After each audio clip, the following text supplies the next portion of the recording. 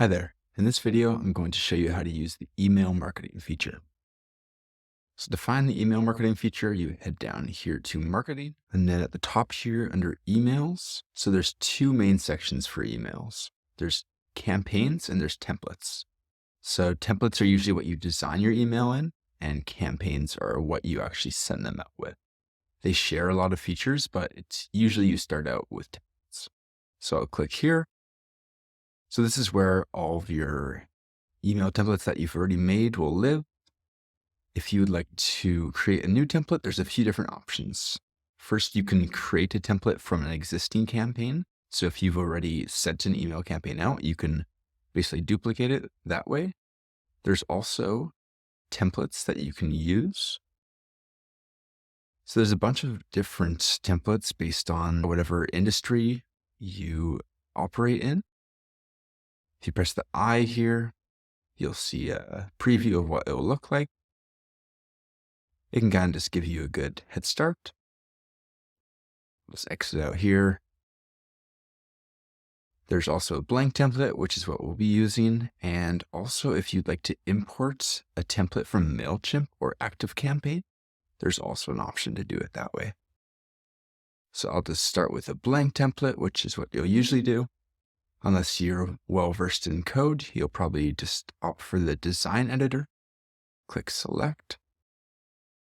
All right, so this is what it'll look like when you start a new template. So there's a large variety of different elements. They're basically drag and drop. And there's also various layouts. So this right here is just like a one column layout. You can also have double and so on. So I'll kind of just go through all the different elements now. So first up is text. I'll take it here and drop it there. From here, it's pretty self-explanatory. You can just type your message here. You can choose what heading style you want. Maybe you just want normal paragraph style. A few different font options, size, text color, highlight color. You can bold it, italicize, underline. It's a strike button. And you can put a link here. You just paste the link here and then press save. And alignment, this is line height. If you'd like to have a bullet list, you can do that here. Here you can clear formatting. So say I applied all those different formatting. I just click clear and it puts it back to normal. And here's custom values. So these are really handy. So say if you want to include their first name, you could go hi, and then custom values, contact. If you want to just use their first name, click here. And now whenever you send it to a contact, though you might be sending it to thousands, if their first name is in Easy Leads, it'll autofill their name here. It's worth noting that if a certain contact doesn't have a first name filled out, it'll just be blank. So just for formatting, it might be best to leave out the comma, just because if there was nothing for a first name, it would look like this, like hi space comma, which might look a little weird. So a good practice is to go say hi and then the custom value, and then it'll look a little bit cleaner if it's empty. Here are trigger links. You shouldn't really have to worry about those. So that's it for the text element. Here's image. Just drag and drop. Click the pencil icon here. Then you'll go upload from media library. And from here, you can upload files from your computer. I'll go back here. Once you have them here, you can set the size by typing a number here. And there's also a background color and alignment settings. So use the images, the button. This is a good place for a link. So it can be a good call to action. You can see all the settings on the left here. Right here is a logo. So if your logo is already in the system, it might just auto-populate, like in my case. Here's a divider, basically just a line goes across like that. Here's social icons. You just have to kind of go in and basically put the link for your social icons if you want to include that. And then the footer, this is quite important. This should be in all of your email sendouts because it has your unsubscribe button. So you'll usually want to put this at the bottom. You can see these will auto-populate. It puts the current year, it puts your name in automatically, it puts your email there, and then having the unsubscribe button is a very good practice. Here's this block for code. If you want to take something externally, toss it in there. Here's video. Shopping cart, if you have any e-commerce set up into Easy Leads, you can actually put products directly on your emails. There's RSS options. Here's FAQs. You'd basically just toss in your questions here, and in the drop down, you paste the answers. You can add more here. Quite cool. Image slider, this is basically just a slideshow. So you put in a few different images and then it'll go through them. And preview URL. So that's actually what was automatically at the top here. So this basically adds a link so that people can open it with their browser. So some people like to have that. So that's how you use elements. So if you hover over any elements, you can see there's a few different options. So if you press the pencil icon, that just kind of takes you to the editing options. For text, there's not many options. Say for FAQs, it takes you to this screen. This just duplicates it. So click that, puts another copy there. And here you can see a phone and a desktop. So this basically allows you to hide this element on certain devices. So if you only want this element to be visible on desktop, you would basically click the phone to unselect it. So you can see it's unbolded. So that means this will only show up on desktop. So there's just a few different uses for that. Here's a save button. So this can be quite useful, especially for something like a footer. I will go to my footer. So say if you customize this nicely, you'll probably use the same footer for a lot of your emails. You might want to save it. So you click save, and then it'll show up here. And this will be the same no matter when you start a new template. These saved items carry over. So once you have it there, you might want to rename it. I actually already created a footer one earlier. Say new. And there's also a delete button. So this kind of just goes for all the elements. They should all have the same options here. So you might want to use separate layouts. So say instead of just dropping all the elements in one layout, you might want to select a new one for this reason. So you can actually change the background color like this. And this allows you to have separate background colors. So say if I put all the elements just on this one layout here, then the background would be the same. If you ever want to have separate backgrounds, that's how you do it. You'd actually need to have separate layouts. So when you hover over items, you can see if it goes all the way to the side, that's an indication that it's a layout. You can see there's a few different options. You could copy the entire thing if you'd like. That, and it made a whole copy of it. So kind of just keeps you organized. Up here, you can name your template.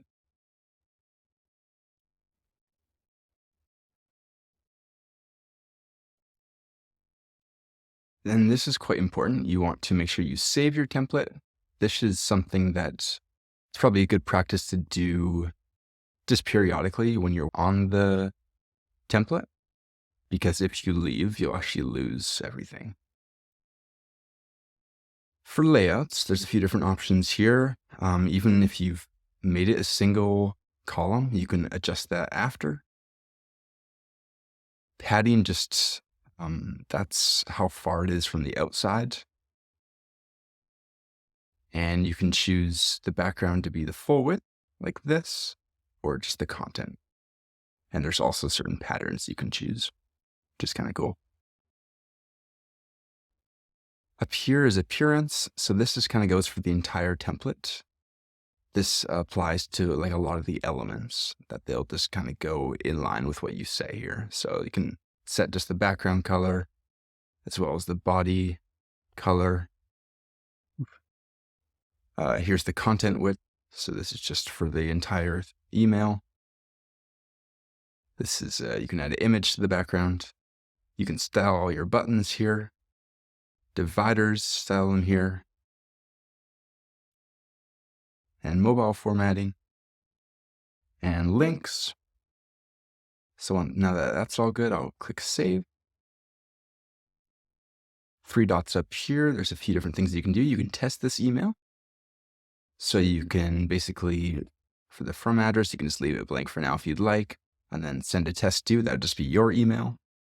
You can toss in an email subject, and then you can send it to yourself just to see what it would look like. So it's a very good practice for review.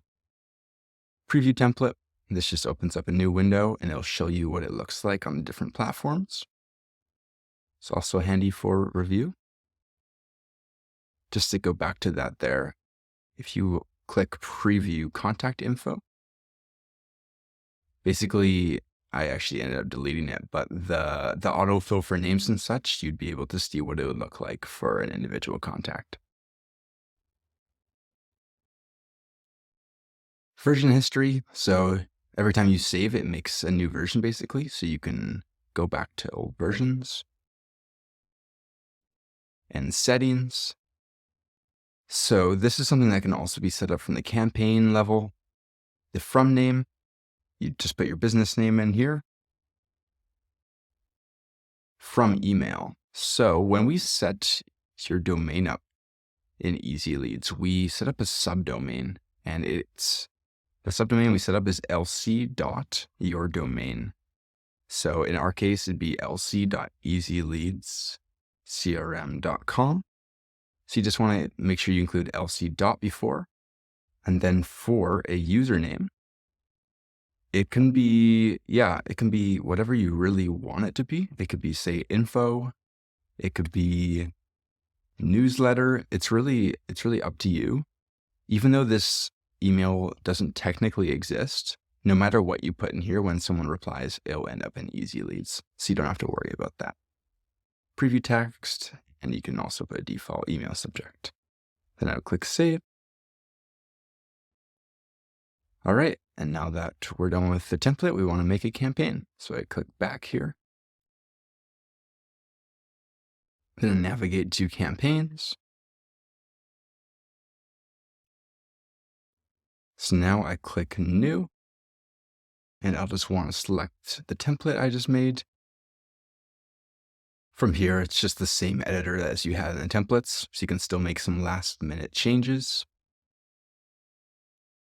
Similar here, one extra option here is you can add an attachment here. So say if you want to attach a PDF or anything else, you do that there. Once it's ready to go, you'll click send or schedule.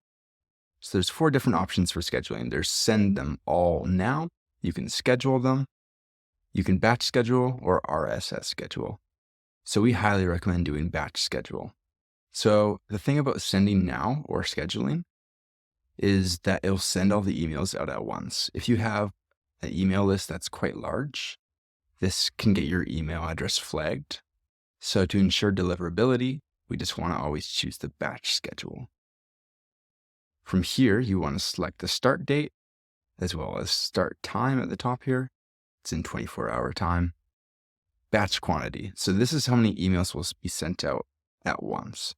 So for starting off, if you haven't sent out too many emails, you want to start out at a batch of 10, and you want to repeat this every 10 minutes. So this means that 60 emails will be sent out an hour, and this is just a good starting point to ensure high deliverability. Once you send out a few email campaigns, you can actually up this batch quantity, or maybe even lower the amount of minutes that the batches get sent out. But to start out, you want to start out slow. Send on. So you want to have the days highlighted that you'd like the email to send out on. So maybe if you want to only send them out during the week, you would unselect Saturday and Sunday. And then daily, this would indicate which time the emails would start sending out. So say on Monday, if they didn't all send out that day, on Tuesday at 6 a.m., they would start sending out again. And then the end time also. So say maybe 6 a.m. to 2:30 p.m. Sender email, so this just copied over from the template. You can still change that here. Sender name, your business name, subject line, and your preview text. And then this is quite important. You probably want to choose a Smartlist. That's how we usually send them out. So I'm just going to show you how I've set up my Smartlist. And this is something we usually set up for you during your onboarding.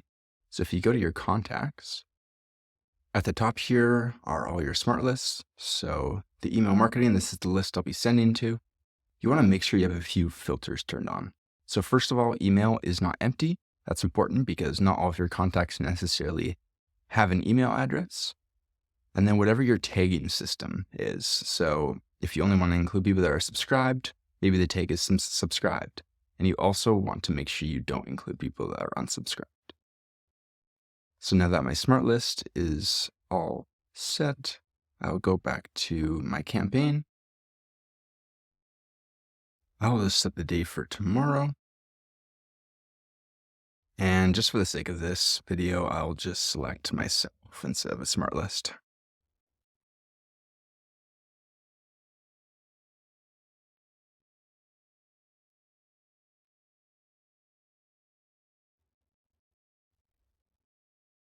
You'll see there's a few things that you have to have filled out for it to schedule. Oh, looks like the batch size.